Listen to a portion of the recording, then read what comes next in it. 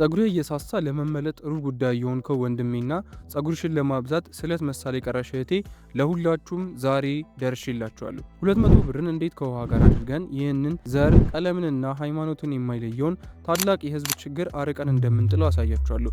በተጨማሪም በ2 ሳምንት ውስጥ ምን አይነት ለውጥ እንደሚሰጥ በቪዲዮ መጨረሻ በአይናችሁ በብረቱ አይታችሁ ታረጋግጣላችሁ። ከእናንተ የሚጠበቀው ቻናሉን ሰብስክራይብ ማድረግ ብቻ ነው። ወደ ገደለው ስንገባ እንዴት እንደሚዘጋጅ ላሳያችሁ። በቤታችሁ ከቁርስ ከምሳ ወይም ደግሞ ከራት የተረፈ ያልተቀቀለ ሩዝ ካላችሁ እሰየው።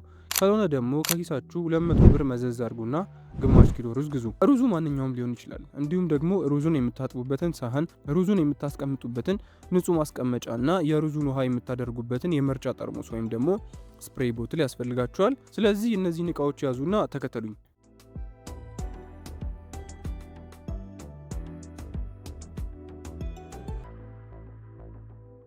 በመጀመሪያ ሩዙን በንጹህ ውሃ ማጠቡን እርግጠኛ ይሁኑ።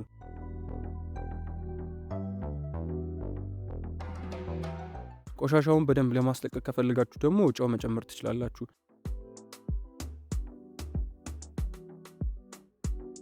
ሩዙን አጥባችሁና አጥላችሁ ከጨረሳችሁ በኋላ ያለቀ የማድመራታ እቃ ወይም ደግሞ መሰል መክደኛ ያለው ጠርሙስ ውስጥ አስቀምጡት።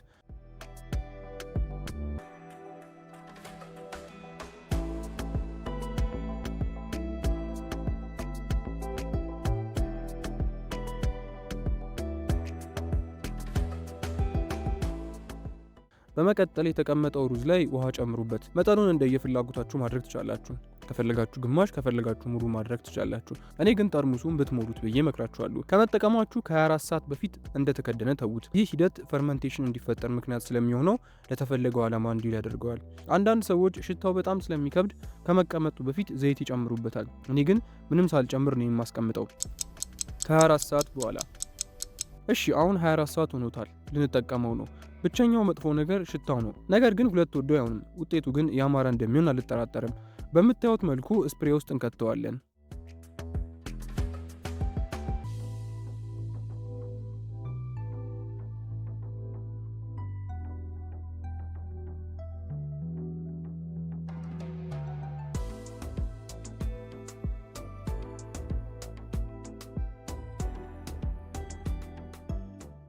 ከዛ እስቲ ምን ለውጥ እንደሚያመጣ እንመልከት። እቺ ግለሰብ ስቴላ ትባላለች። 100% ራሱን አሰራር ነው የተጠቀመችው። እንደሚታየው ጸጉሯ ያን ያህልም ጥቅጥቅ ያለ አይደለም፣ ረጅምም አይደለም። በጣም አጭርና ምንም የማይማርክ ከርዳዳ ጸጉር ነው ያላት። ይህ የሩዝ ውሃ እዚህ ዩቲዩብ ላይ በጣም የታወቀ ፍቱን መድኃኒት ነው። ብዙም ሰው ይጠቀመዋል፣ ውጤትም ያስገኛል። አጠቃቀሙን እንመልከት እስኪ። የሩዙን ውሃ የምትጠቀሙባቸው ብዙ መንገዶች አሉ። እሷ ያደረገችው ከመታጠቧ በፊት ጸጉሯ ላይ ተረጨውና ለ30 ደቂቃ ያክል እንዲቆይ ታደርገዋለች። ከዛም ትታጠበዋለች። እስኪ ከ2 ሳምንት በኋላ ያለውን ለውጥ እንመልከት።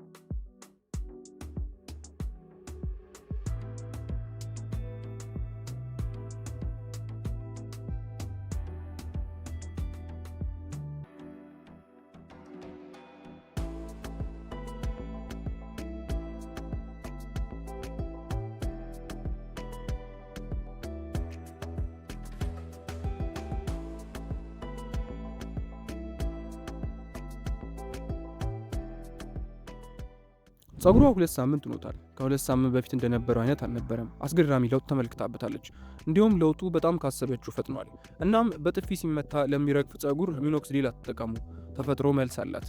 ለዛሬ የነበረን ቪዲዮ ይህንን ይመስላል። ከወደዳችሁት ላይክ አድርጉ፣ ሰብስክራይብም አድርጉ፣ አይከፈልበት።